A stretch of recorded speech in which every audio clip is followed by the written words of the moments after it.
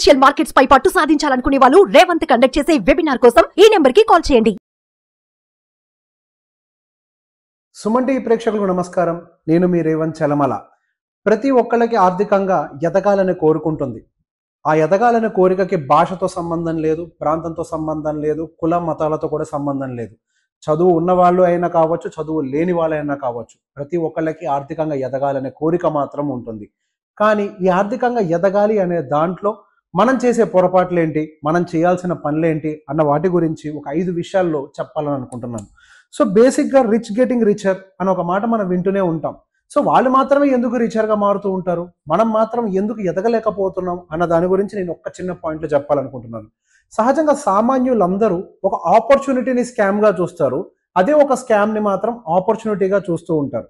మీరు గమనిస్తే మన మార్కెట్లో ఆపర్చునిటీస్ని యూజ్ చేసుకొని ఎదిగే వాళ్ళతో కంటే కూడా స్కామ్ని నమ్మి డబ్బులు కోల్పోయే వాళ్ళు ఎక్కువగా ఉంటారు. ఇందాక నేను చెప్పిన మాట జస్టిఫై అయినట్టుంది. ఆపర్చునిటీనేమో స్కామ్ లాగా చూస్తారు, స్కామ్నేమో ఆపర్చునిటీ లాగా చూస్తారు.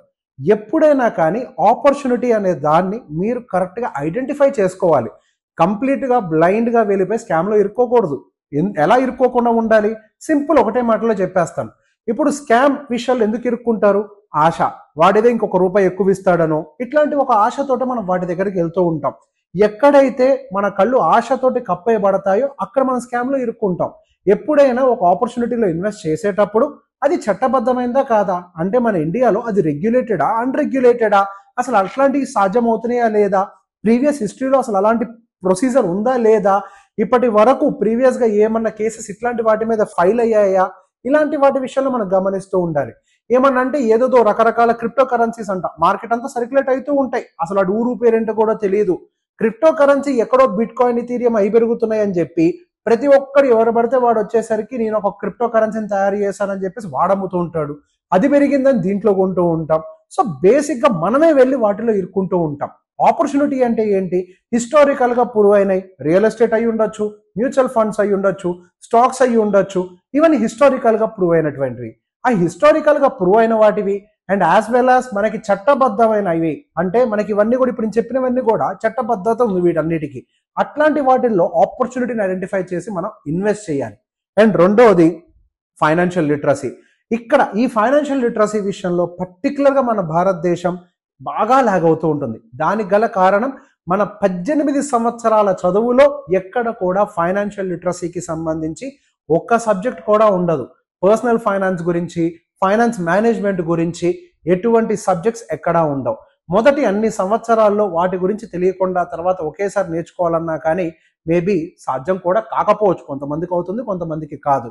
సో ఇట్లాంటి పరిస్థితుల్లో మనం ఫస్ట్ అట్లీస్ట్ నెక్స్ట్ జనరేషన్కి ఎర్లీ స్టేజెస్ నుంచి ఫైనాన్షియల్ లిటరసీ ఇవ్వాలి. సరే వాళ్ళకి ఇస్తాము, ఇప్పుడు మన పరిస్థితి ఏంటి?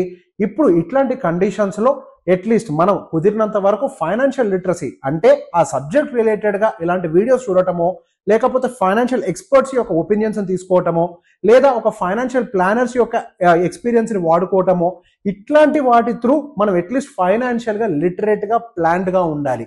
ఎక్కడైతే నాలెడ్జ్ ఉంటుందో అక్కడ సంపద ఉంటుంది, ఇది అందరికీ తెలిసిందే. కానీ ఆచరించే విషయంలో మాత్రం వెనకబడతాం. ఈ మాట మళ్ళీ గుర్తుపెట్టుకోండి. ఎక్కడైతే జ్ఞానం ఉంటుందో అక్కడే సంపద ఉంటుంది. సో దానికి కావాల్సిన నాలెడ్జ్ని ఒకవేళ లేకపోయినా ఉన్న వాళ్ళ యొక్క సహకారాన్ని తీసుకునే ప్రయత్నం చేయాలి. అండ్ నెక్స్ట్ మనకున్నటువంటి స్పెండింగ్ బిహేవియర్. మనం ఎంతైనా సంపాదిస్తాం. మనం చాలా కేస్ స్టడీస్ కూడా చూసుంటాం మన లైఫ్లో. చుట్టుపక్కల విపరీతంగా సంపాదించేస్తారు, సంపాదించి ఉన్నట్టుండి బ్రేక్ అయిపోతారు. మాట్లాడుకుంటూ ఉంటాం, బతికి చెడ్డవాళ్ళు, బతికి చెడ్డారు, ఇట్లాంటివి వింటుంటాం కదా. అంటే బాగా సంపాదించి మంచి జీవితాన్ని చూసి ఉన్న డబ్బులని కోల్పోయిన వాళ్ళు. సో దీనికి మెజారిటీ ఆఫ్ ద టైమ్స్లో ఎక్కువ దీన్ని లీడ్ చేయడానికి కారణం poor spending behaviour and lack of investing strategy. అంటే మన ఖర్చు పెట్టే విధానం చాలా చెడుగా, అంటే సరిగ్గా ఉండకపోవటం, అండ్ మన ఇన్వెస్ట్మెంట్స్ అనేవి కూడా ప్లాన్డ్గా లేకపోవటం. ఈ రెండే కారణాలు అయి ఉంటాయి. ఒక మనిషి ఎదగకపోవడానికి కూడా కారణం ఈ రెండే అయి ఉంటాయి. సో స్పెండింగ్ బిహేవియర్ని మనం ప్లాన్ చేసినట్టుగా ఉండాలి, కానీ అది వెళ్తున్నట్టుగా మనం వెళ్ళకూడదు. దీనికి ఒక చిన్న ఉదాహరణ చెప్తాను. మనం డబ్బులు నీళ్లతోటి పోలుస్తూ ఉంటాం. నీళ్ళకి ఎటువైపు వెళ్ళాలి, దాని ప్రవాహం ఎటుండాలి అనేది ఇన్ఫాక్ట్ దానికుంటే దారిని బట్టి ఉంటుంది. దారిని మళ్ళిస్తే నీటి ప్రవాహం కూడా మారుతుంది కదా. అలానే మన స్పెండింగ్ బిహేవియర్ ఎటువైపు వెళ్ళాలి అనేది దానికి దారి మనం చూపించాలి. దాంతో పాటుగా మనం వెళ్ళామనుకోండి, తెలియకుండా వెళ్ళిపోయి అసలు దిక్కు మొక్కు లేని సముద్రంలో కలిసిపోయే సిచ్యువేషన్కి వస్తుంది. సో స్పెండింగ్ బిహేవియర్ని కరెక్ట్గా ప్లాన్ చేసుకోండి. అండ్ దాంతో పాటుగా ఇన్వెస్ట్మెంట్కి ఒక స్ట్రాటజీ ఉండాలి. కళ్ళు మూసుకొని అయితే ఎల్ఐసిలో, కళ్ళు మూసుకొని లేదా ఒక రియల్ ఎస్టేట్లోనో, ఇట్లా కళ్ళు మూసుకొని ఒక మ్యూచువల్ ఫండ్లోనో కంప్లీట్గా పెట్టుబడులు పెట్టుకుంటూ పోవటం కాదు. దానికి కూడా ఒక స్ట్రాటజీ ఉండాలి. ఇన్వెస్టింగ్ స్ట్రాటజీ చాలా ఇంపార్టెంట్. మనకి క్యాష్ జనరేటింగ్ అసెట్స్ ఎంత ఉన్నాయి, వెల్త్ క్రియేటింగ్ అసెట్స్ ఎన్ని ఉన్నాయి, మనకి హెడ్జింగ్ అసెట్స్ ఎన్ని ఉన్నాయి. హెడ్జింగ్ అసెట్స్ అంటే కమోడిటీని వీటిని మనం కొద్దిగా హెడ్జింగ్ అసెట్ కింద కన్సిడర్ చేస్తూ ఉంటాం. సో బేసిక్గా క్యాష్ రిలేటెడ్ అసెట్స్ ఎంత ఉన్నాయి. సో వీటన్నిటిని మనం ప్రాపర్గా ఒక స్ట్రాటజికల్గా ఇన్వెస్ట్మెంట్ని ప్లాన్ చేయాలి. ర్యాండమ్గా నా దగ్గర డబ్బులు ఉన్నాయి, నా మనసుకి ఇది రైట్ కాబట్టి నేను ఇదే చేస్తాను అని అనుకుంటే అది మీకు రైటు, కానీ ఎదిగే ఎకానమీకి మీ మనసుతో సంబంధం లేదు. దాని దారి దానికి ఉంటుంది. సో మనకి మార్కెట్ కండిషన్కి అనుకూలంగా, ఎకానమీకి అనుకూలంగా ఒక మంచి ఇన్వెస్టింగ్ స్ట్రాటజీని మనం డెవలప్ చేసుకోవాలి. ఆ ఇన్వెస్టింగ్ స్ట్రాటజీ అందరికీ సేమ్ ఉంటుందా అంటే ఉండదు. అందుకే చెప్తున్నా, స్టాండర్డ్గా ఎవరెవరన్నా ఈ పర్సంటేజ్లో ఇంత, ఈ పర్సంటేజ్లో ఇంత పెట్టుకోండి అని అంటే వినద్దు. ఎందుకు? అది case to case, individual to individual, మీ కండిషన్ని బట్టి వాటి యొక్క స్ట్రాటజీలు అనేవి మారిపోతూ ఉంటాయి. అందరికీ ఒకటే స్ట్రాటజీ వర్తించదు. మీరు ఎంత సక్సెస్ఫుల్ పర్సన్ యొక్క స్ట్రాటజీని తీసుకొని ఇంప్లిమెంట్ చేసినా కానీ అది మీకు పనిచేయకపోవచ్చు. ఎందుకు? అక్కడ ఆయనకున్నటువంటి పరిస్థితులు, అక్కడ క్రియేట్ అయినటువంటి సిచ్యువేషన్స్ అని అలాంటివి సేమ్ మనకి క్రియేట్ అవుతాయి అంటానికి ఎటువంటి గ్యారంటీ లేదు. అండ్ మనకు ఆ సిచ్యువేషన్స్లో కూడా మనం ఉండం.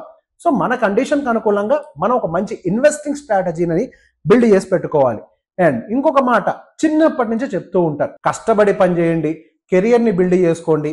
కష్టపడి పని చేయటం, కెరియర్ని బిల్డ్ చేసుకోవటం అనేది మీకు ఫైనాన్షియల్ స్ట్రెంగ్త్ అయితే తీసుకురాదు. కష్టపడి పని చేస్తే జీతం వస్తుంది, కానీ వెల్త్ క్రియేట్ అవ్వదు. ఈ రెండింటికి తేడా ఏంటి అని అనుకుంటారేమో. జీతం వస్తే ఖర్చు అయిపోతుంది. వెల్త్ వేరు, శాలరీ రావటం వేరు. ఇన్కమ్ వేరు, వెల్త్ వేరు. ఎప్పుడైనా ఒకటే గుర్తుపెట్టుకోండి, ఎంత సంపాదిస్తున్నాం అనేది కాదు, ఎంత కెరియర్ గ్రో చేసుకుంటున్నాం అనేది కాదు, ఎంతవరకు కరెక్ట్గా సేవ్ చేసి ఎంతవరకు కరెక్ట్గా ఇన్వెస్ట్ చేస్తున్నాం అనేది మాత్రమే మన వెల్త్ జనరేషన్ని డిసైడ్ చేస్తుంది. కాబట్టి ఎంతసేపు వర్కింగ్ హార్డ్, కెరియర్ బిల్డింగ్, ఈ రెండు ఇంపార్టెంటే. కానీ ఈ రెండే గనక మన కెరియర్ మన వెల్త్ని డిసైడ్ చేస్తాయి, మన ఫైనాన్షియల్స్ని డిసైడ్ చేస్తాయి అంటే మాత్రం అది కంప్లీట్గా తప్పు.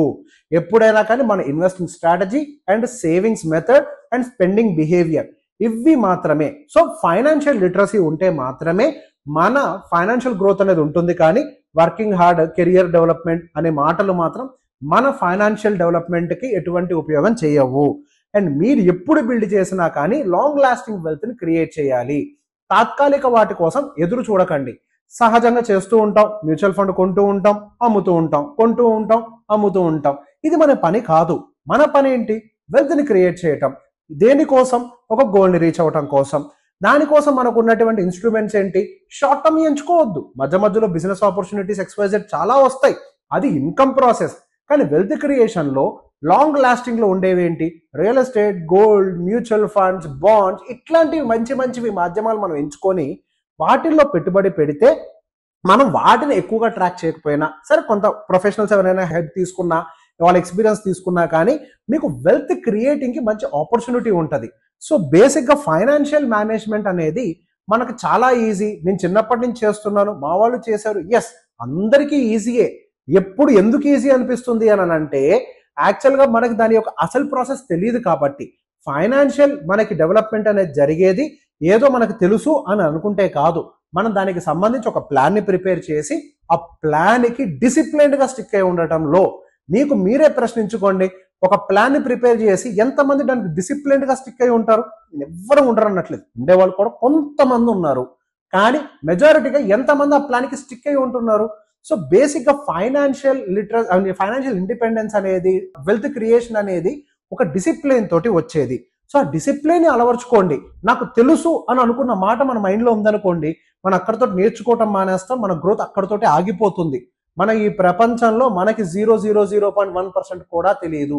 ప్రతిరోజు ప్రపంచంలో పరిస్థితులు మారుతూనే ఉంటాయి. మనం ఇంకా తెలుసుకునే ప్రయత్నం చేయాలి. లోపలికి వచ్చే నాలెడ్జ్ నాకు తెలుసు అన్న పేరుతో ఆపే ప్రయత్నం చేయకూడదు.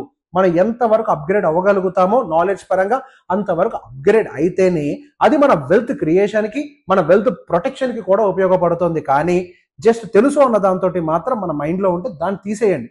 అండ్ 2, అది తెలుసు, నేను చూసుకుంటా, నాకంతా తెలుసు అని నాన్ ప్రొఫెషనల్స్ ఎవరు మాట్లాడినా కానీ మీరు దయచేసి వాళ్ళని ఫాలో కాకండి. ఎందుకు? మేబీ వాళ్ళకి తెలిసి ఉండొచ్చు కానీ వాళ్ళ సిచ్యువేషన్ మీకైతే సూట్ కాదు. కాబట్టి మీకు ఏదైనా ప్రాబ్లం ఉంటే ప్రొఫెషనల్ అప్రోచ్ అవ్వండి, కానీ నాన్ ప్రొఫెషనల్స్ త్రూ మాత్రం మీరు అన్నెసరీగా మీ ప్లాన్ని పాడు చేసుకోకండి, వెల్త్ని డిస్ట్రాయ్ చేసుకోకండి. సో ఈ వీడియో కనుక మీకు నచ్చినట్లయితే మీకు సంబంధించిన రిలేటివ్స్కి, ఫ్రెండ్స్ అందరికీ షేర్ చేయండి. Thank you very much.